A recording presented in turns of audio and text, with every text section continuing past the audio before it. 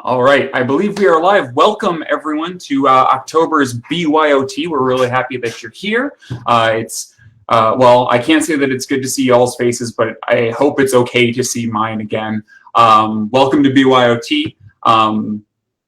For those of you who may have gotten this link in one of your Discord servers or Slacks, or perhaps someone you work with was sending out something on the group text, welcome to BYOT. That stands for Bring Your Own Theater. We're a 24-hour theater group that does theater in, surprise, surprise, 24 hours. How that works is last night, around this time, we got together. We not paired off into groups, we separated into groups, and everyone was assigned a role. Either you were an actor, a director, a writer, production manager, the whole 9 yards. Those groups then went off and started putting together the beginning seeds of a scene. You're going to see 2 scenes this evening. Each of them was written between last night and 8 o'clock this morning. At 8 o'clock this morning, all of our writers turned in their scripts. All of the actors got their scripts, and all of the directors began directing the actors who were holding their scripts. And here we are now with fully realized scenes, as well as a couple of special acts for you this evening. Without further ado, let's go ahead and introduce Group 1. They will be performing a scene called The First and Only Wives Club. It was written by David. My favorite part of the Biden-Trump debate was when Joe told his opponent to keep his Lipschutz. It was directed by Cathy Where's the Coffee Crocco, and is performed by Michelle, presented by Doritos' new Flamin' Hot Limon-Newman. Donaldson is not Huey, Dewey, or Louie. They were his nephews, Cardenas. And Taressa, I was not ready for the creepy rhyming that she does. You'll love it. It's great. Just not me. Renee. And finally, a guest appearance by Jeff, friend to all animals, Limon-Newman. Please enjoy First and Only Wives Club.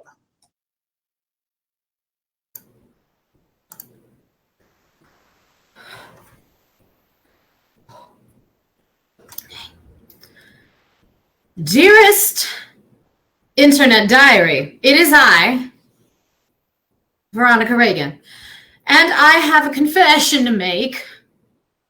As I have said many times on these, my personal stories, posted to the World Wide Web, he has done it again.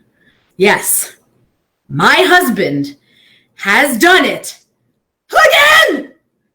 And my friends, this time, it really is the final straw. Oh, he is going to pay for it. You can bet your sweet patootie he is going to pay. And I have just the thing. I will. Oh my God, I'm not going to hurt my dog. I'm not a monster. I'm just going to murder my husband. Oh, sweetie, come here, please. Yep. Yeah, can you please take puppy? Sure. Thank you. You get it. Fussy. There you go. He's a good boy. Oh, he's a good boy. He's a fussy boy. Eat him!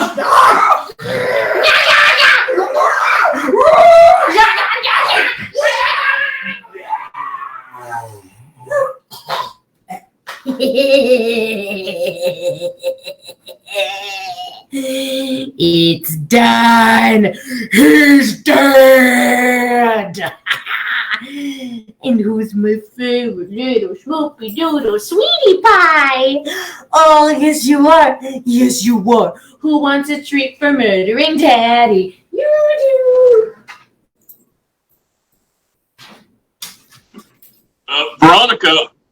Veronica, please come back and sit down.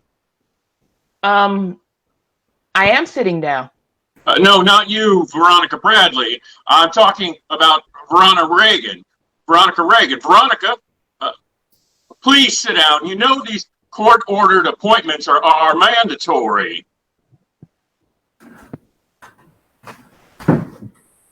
Thank you, Veronica. You're welcome.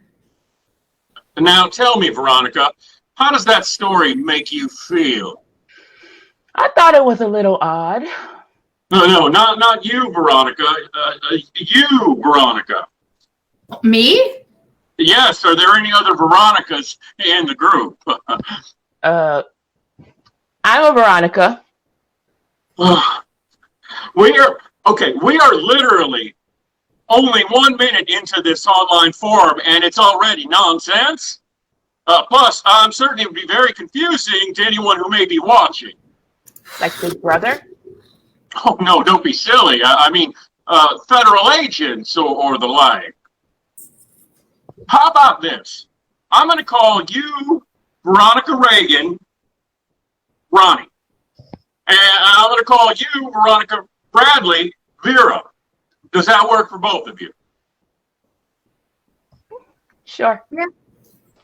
Good. And of course, my name is Dr. Philbin Q. Whittlesworth, but you can call me Dr. Phil. Dr. Philbin. So, Ronnie, tell me, what was the so-called final straw performed by your husband? He left the toilet seat up. Yes, the number one reason for mariticide. And how did retelling your story make you feel? Honestly, it felt refreshing just to open up and be honest with myself. That's good. That's very good. Do you know what I mean, Doc? You know, like how good it feels to just admit the truth? Yes, I do, but I am the doctor and you are the prisoners. Yes, right. Is there anything else you would like to add? I guess only that I miss my dog. O'Regan. Yeah, I miss my dog. But I don't miss his smelly fart butt. Thank you, Ronnie. Vera, how did Ronnie's story make you feel? I'm very impressed. She was able to actually put her husband and dog in the reenactment. That's an excellent observation. Anything else? I don't know. It was fine, I guess. Would you care to elaborate? It's just, it was missing pizzazz. There was no energy behind it. Wow, rude. Ronnie, there are no bad ideas here. Vera, what do you mean? Are you saying that your story has pizzazz and energy and all that mishigas? I do. Well then, would you like to share? I thought you'd never ask.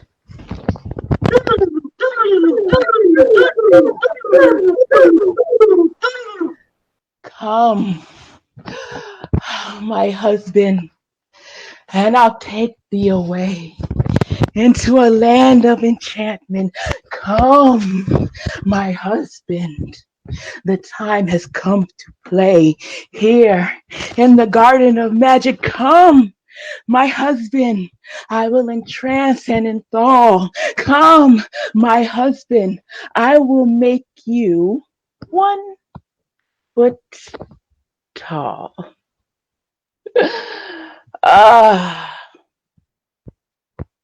And so it shall be that I, the great and powerful sorceress, Veronica Bradley, say to my now 12-inch husband,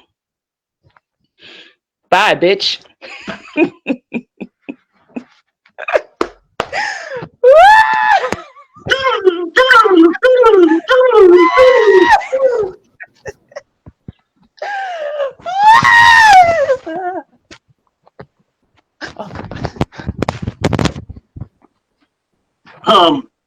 Thank you for sharing, Vera. Ronnie, how did that story make you feel? First, she's a beautiful sorceress. And second, I hate to admit it, but she's right. It had way more pizzazz. Especially from her husband. The little doll that played her husband is a way better actor than my actual husband. Vera, how did that make you feel? I gotta say, Dr. Phil, Ben, just like Ronnie said earlier, it felt really refreshing just to open and be honest.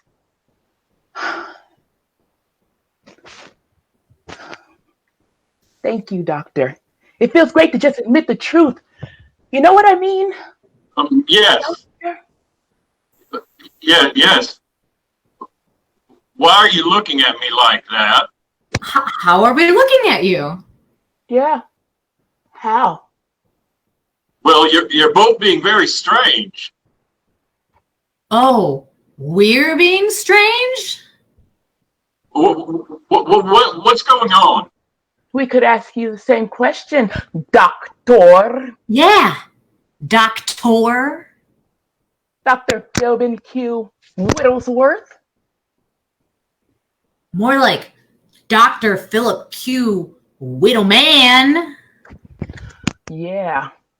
Or how about Whittle Worthless? Yeah, Whittle Worthless Man.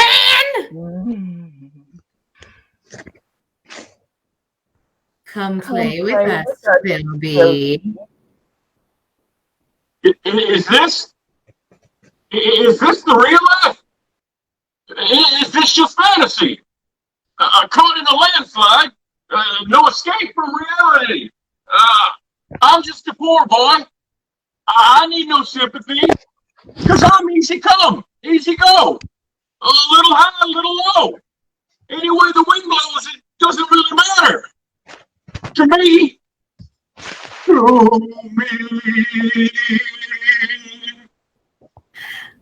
I see a little silhouette of a man. Scaramouche, will you do the fun gun go? Thunderbolted lightning, very, very frightening me. Galileo. Big eye, oh my God.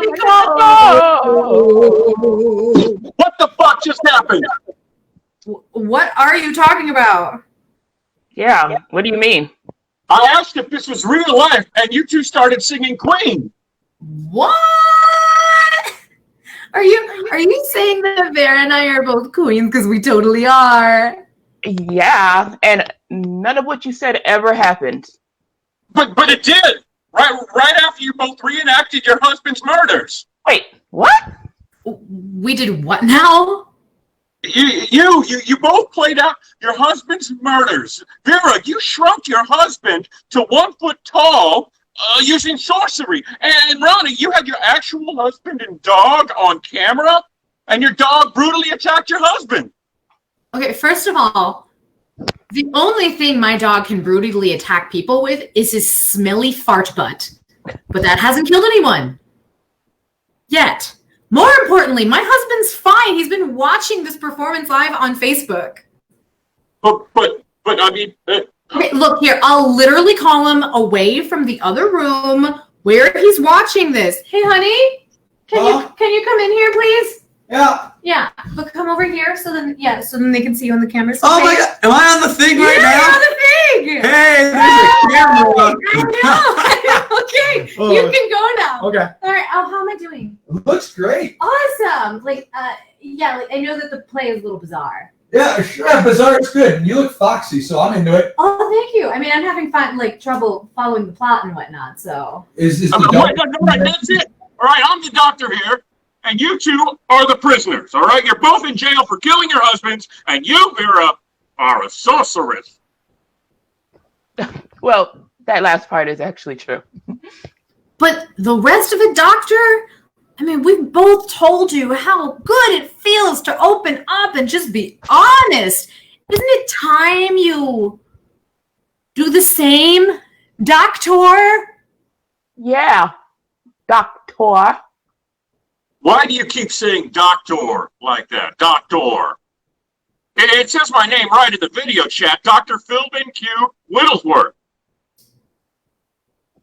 How about you look Definitely a more real name. closely at your name on the video chat? Well, I don't see a need for that. It clearly says Dr. Philbin Q. No, but that makes no sense. What does it say? It says Dr. Sean Conley. The truth has finally come out. That's right. You are none other than the Dr. Sean Connolly. The White House doctor for President Trump. But it can't be. I'm a good person. I'm a good advocate. I'm a good doctor. That's what they all say, Bub, but we undercover federal agents for the FDA tend to disagree. I am Special Agent Vera Bradley. And I'm Special Agent Ronnie Reagan. We've been working to try and break you out from that fake world that you got yourself into. And we're here to help you, friend. But first, you got to see the error of your ways.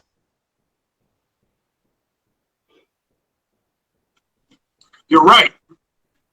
I've been a very bad doctor. I promise from now on to follow and uphold the Hippocratic Oath. Now, will you please let me go? No, we will not let you go. Let him go. We will not let him go. Let him go. Now, We wait a will minute. not let him go. Let him go. No, you're doing the wrong thing again. Stop breathing. Let him go. No.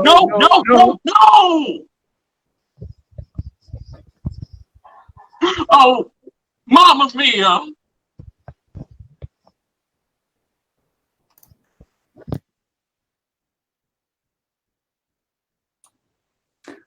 I don't know what you guys. I really hope you're clapping for that one. Let's appreciate for just a moment. First and Only Wives Club. What a great performance by those folks. And we're gonna get the show moving on. But for right now, let's. Oh God. Let's wrap for a second. Oh. So voting's important. And as of today, you have 24 days left until the election. I recommend everyone take the opportunity to check out iwillvote.com. Check and see if you're registered. If you are voting by mail, remember that your deadline to vote by mail is October 29th. If you are voting in person like me, you can vote early. Find your polling site on chicagoelections.gov or elections.illinois.gov. If you can't vote early for whatever reason, remember that you can register to vote at the polls with 2 forms of ID, even if they tell you you're not registered. So please go, have your IDs on you. And the other thing to remember is that down ballot votes are incredibly important. Check ballotready.org, the Injustice Watch for information on judges, Girl, I Guess Progressive Voter Guide, which is a Chicago-only site, but definitely a good resource to check out, and votesaveamerica.com. All of those are fantastic resources for educating yourself on some of those down-ballot elections and making sure that your local governments are just as progressive as we need them to be these days. The other thing, of course, is if you are going out to vote, whether you're voting by mail and going to the post office or voting in person, make sure you're wearing your mask, washing your hands, bring some hand sanitizer, whole 9 yards there. That all incredibly good information comes to us from Rachael Gold and Silvert, and we really appreciate them reminding us to remind you all to vote. Please vote. But now I can. Oh God. Oh Jesus. Okay. All right. Oh. We have 2 special acts for you this evening. The first is, you know him, you love him. It's Greg, the Lord of the Dance Torbeck, and I will not waste any more of your time and turn it right on over to Greg.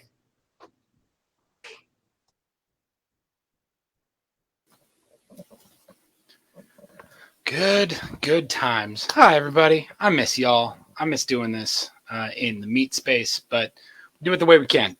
So some of you that have seen me perform before, you know how I like to do this. I do spoken word poetry. It's something near and dear to my heart. Something that I like to do for the 24-hour theater is I like to memorize a piece, introduce you to a new poet, new spoken word artist that maybe you're not familiar with, maybe you don't know, just kind of delve you into that world, pull you along with me. and we can swim together, and it's going to be great. And then, of course, I wrote a piece within the last 24 hours based on the theme, and it's great. So first, I'm going to start with the cover. And I'm actually pretty excited about this and kind of geeking out about it. I'm currently in a writing workshop with Neil Hilborn, who is one of my favorite poets. And it's with like 200 people in a Zoom call every week, and it's amazing. It's one of the most supportive communities and experiences that I've had. And it's really great, especially, with the year all of us have had. So I'm actually going to cover a piece of Neil's from his book, Our Numbered Days. Pick it up at your local bookstore. It's great. Highly recommended. So I'm going to do that.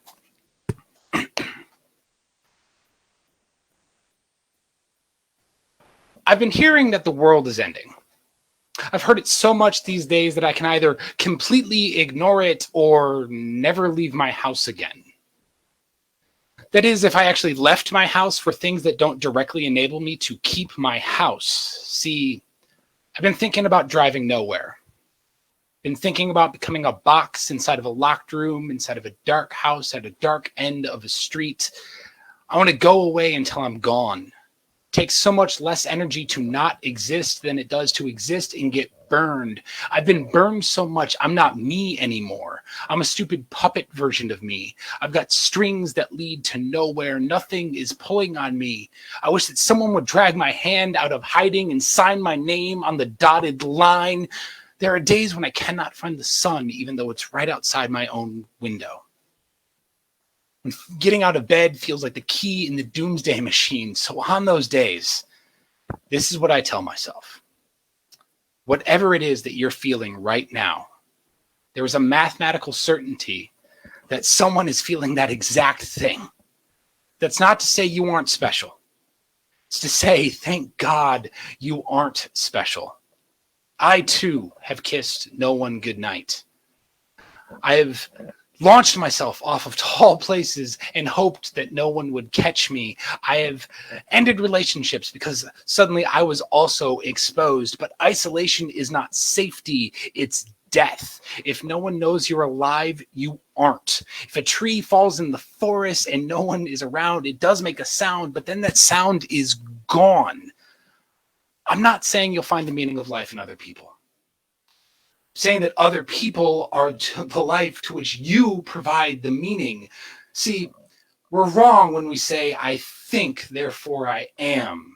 The more we say it, it sounds like I think, therefore I will be. But you cannot think yourself into a full table. You cannot think and make walls and a roof appear around you. I have thought myself into corners made of words and nightmares. And what it has gotten me but more thoughts. A currency that only buys more currency. So please, if you want to keep existing, do something. Learn to make clouds using only your breath. Build a house, even if every wall leans to the left. Love it anyway. Love it like a season. Love it like a child. Love how you hate yourself sometimes. Because at least there's still something to hate. It's so easy to think and keep thinking until you're the last person left on earth. Till the whole world is no longer than space between your bed and the light switch. But I hear the world is ending soon. When we go, and we're all going to go, I will be part of it.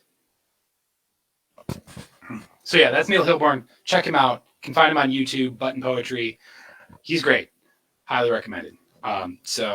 Also wrote a piece. It is not memorized because I don't have enough brain power to do that. So, does not currently have a title. Today I'm going to count the whispers upon the breeze. Standing in the first autumnal rain, cloud-chilled water starts to break the last of the summer heat. Though it will be back. As the storm bellows, I crawl into bed, an octopus around a pillow, willing it to be you. As my thoughts wander away from me, drifting on the wind to your doorstep, as they so very often do. The apple fell far from the tree. So far it became a peach. What is happening and what shall we do? as they poison rationality, frozen in time, progressing but never changing. If it did, it would no longer be home. Forever circling the drain of history, what dark secrets are held in the yawning of a Sunday afternoon? I'm still trying to set myself free. Right now, at the bar we'll first meet, dust invades from all sides. I fantasize of the way your laughter will fill this now haunted room. So how about we dance, barefoot in the kitchen? I will crash upon the shore of your lips, only to be pulled into the surf. My lethally gleeful siren, drag me down below, into you.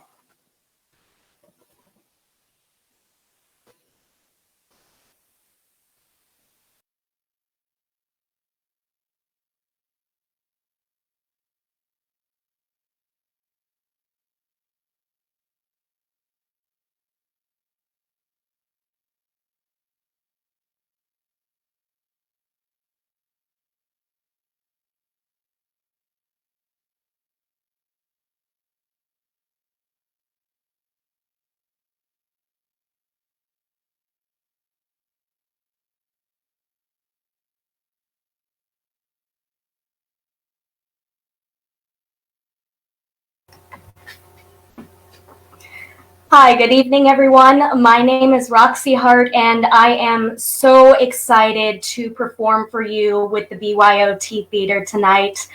I've been doing theater all my life, and I have chosen a piece that I think is very fitting for the holiday season. It's In His Eyes from Jekyll and Hyde. Normally, this song is sung as a duet, but I often sing this as a solo piece as I think it works. Two women, Emma and Lucy, falling in love with the same man who also happens to turn into a monster on a regular basis. I'm sure both of them are wondering, is this the real life? So thank you. I will be now performing for you In His Eyes. I sit and watch rain and see my tears run down the window pane. I sit and watch the sky, and I can hear it breathe a sigh. I think of him, how we were, and when I think of him, then I remember.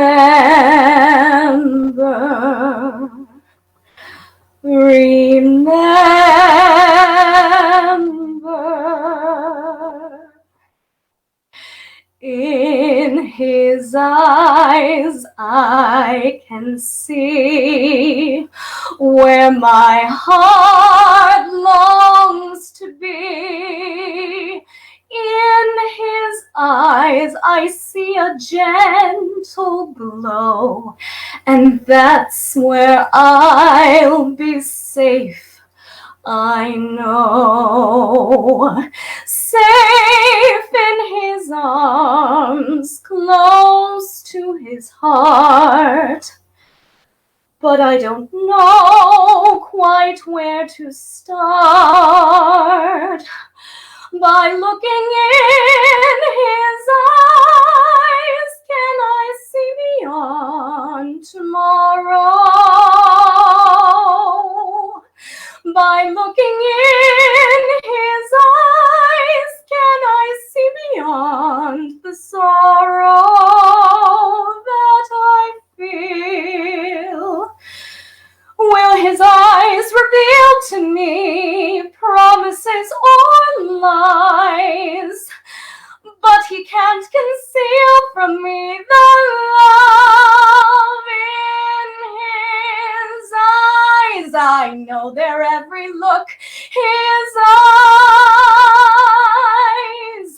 But most of all, the look that hypnotized me.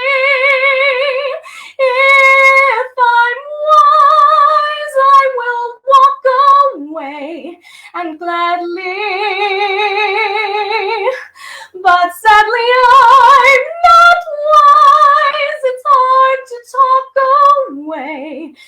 memories that you prize. Love is worth forgiving for. Now I realize everything worth living for is there in his eyes. Love is worth forgiving for. Now I realize everything worth living for is there in his eyes.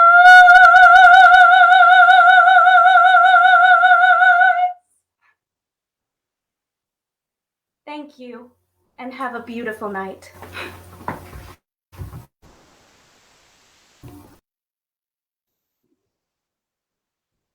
Thank you, Elizabeth. That was Elizabeth Roxy Hart, wrestling manager and valet extraordinaire Thompson. I apologize for not giving them a proper introduction. I was having some audio issues, but I believe that they are all squared away now.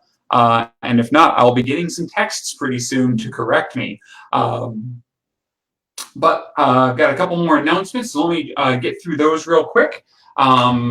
First of all, BYOT has not been idle during all this time. Obviously, we've got a show this evening, but next week on October 18th at 1 p.m. Central Standard Time, we're doing our October script writing workshop.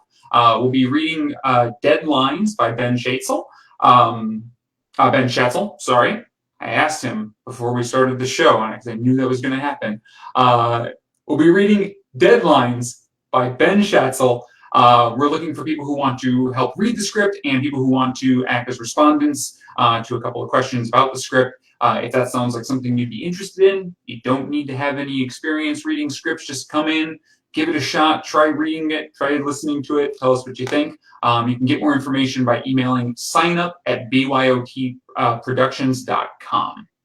And with that out of the way, and no angry texts telling me that they can't hear me, I'll go ahead and introduce our second group for the evening. The name of their scene is Ghost-It Notes. It was written by Allison Fradkin. It was directed by Cody. Aw, dropped my ball gag. Pariset. It is performed by Dante. They keep their mask tight and their pants tighter. Charlton. Rachael Hancz Macabre. And Alice the Chalice Charlton. Everyone, this is Ghost-It Notes.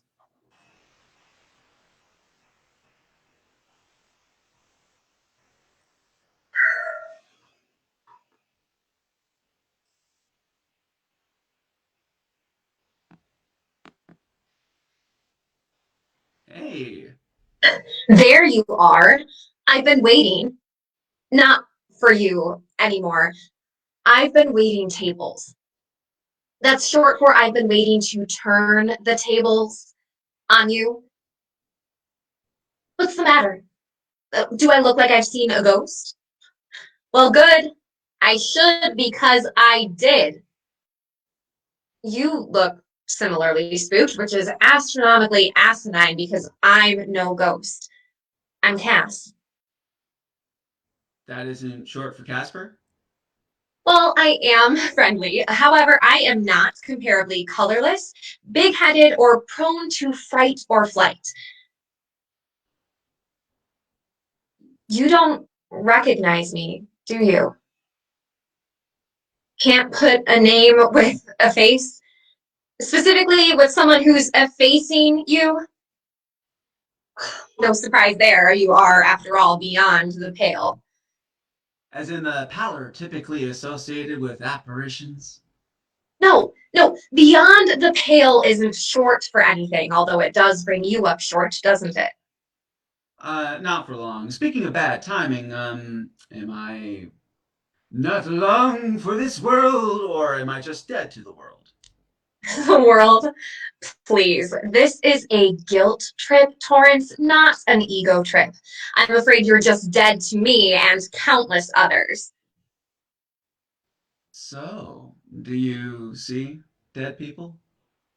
I am not, have not been, and never will be that desperate.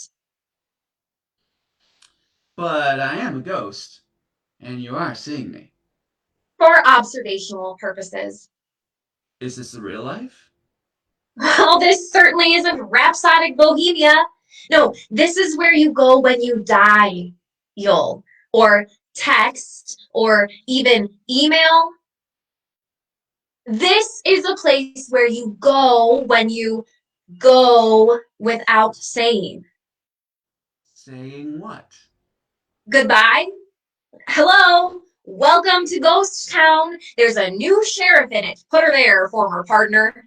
No thanks. My shooting hand's shaking enough as it is. Look, Cass, if you're trying to scare the crap out of me, like... Not the crap, Torrance. The crappiness. Look, I too have undergone a successful disrespectomy, so I speak and critique from experience. You were a ghost? In a past life, but now that you're finally here, it's time for me to pass on what I've learned. We can always share the shame. Sorry, Toots, this is a one ghost town. What? Who's that? She's extra. So, extra. Uh-huh. Go on, give extra credit. For what? For the sign, Tori. The overwhelmingly underwhelming sign? I happen to think it's Jeez. extraordinary.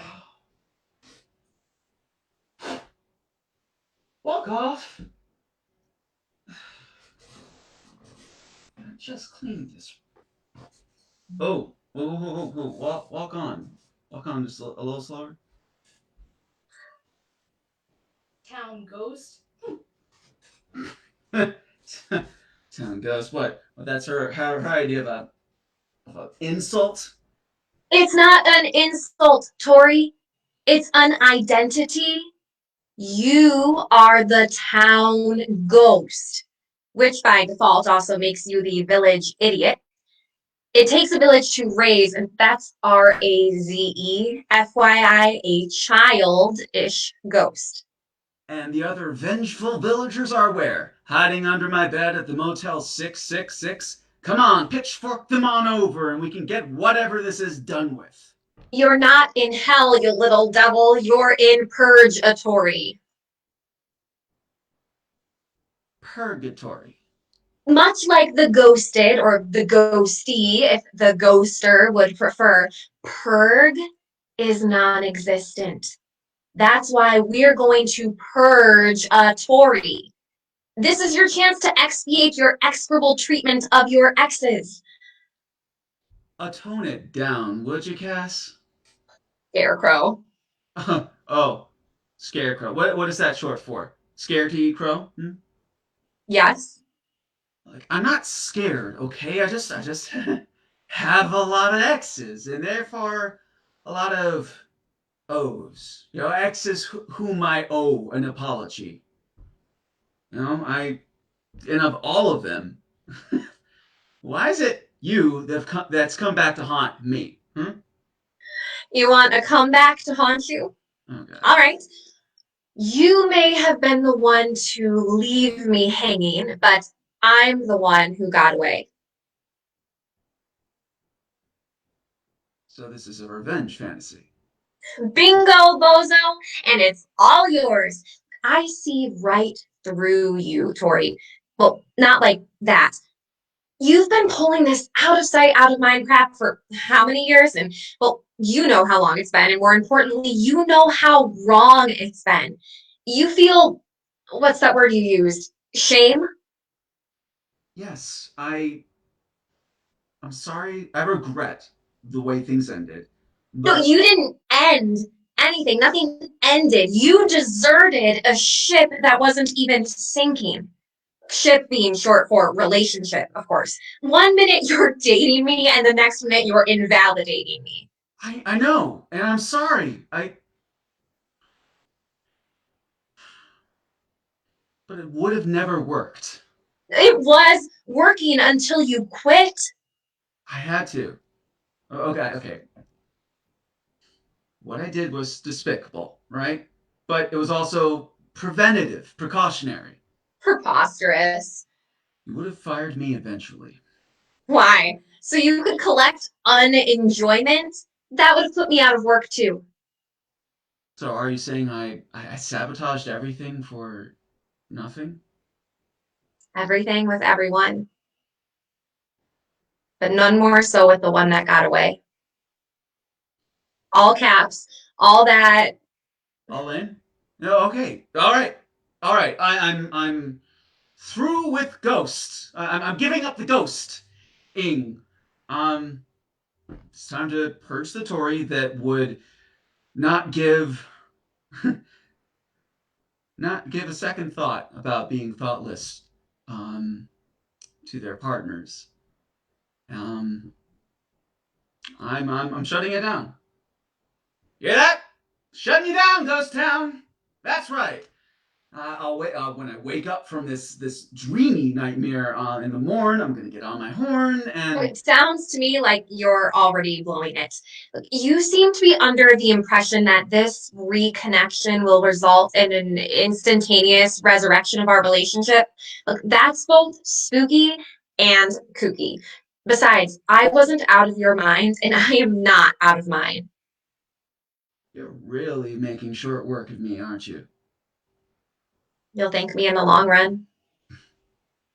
Long run. We could have had one of those too, Cast. We still could. Like, I didn't end anything, remember? So technically, I'm still dating, or more accurately, invalidating everyone I've ever dated. Perhaps if you proceed with terminating those partnerships officially and reaching out to me consciously, someday I'll cease interrogating, humiliating, and castigating you. But who knows? I may even entertain exoneration and contemplate communication. So what I hear you saying is I still have a ghost of a chance? Only if any and all future ghost scenes are performed posthumously. All right. I mean, if it means you being less purgatory and more laudatory, you have my word. Good. Because if I have your word and my way, you'll never work anyone over emotionally in this town again.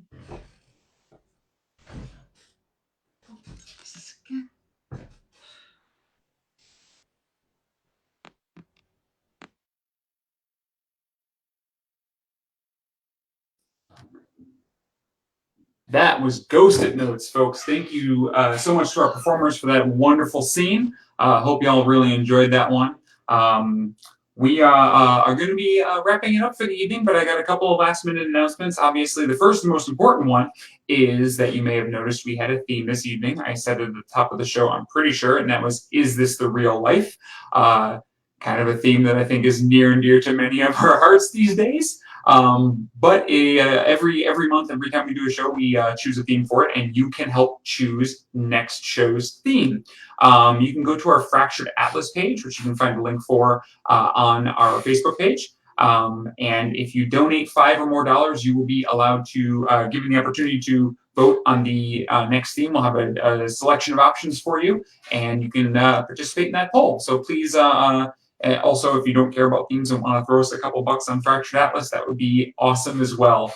I can't also end the show without throwing some thanks out to, first of all, our tech crew, the one-man tech crew, Ben, the Man, the Machine, the Schatzel, as well as our production manager, Brittany Fossa.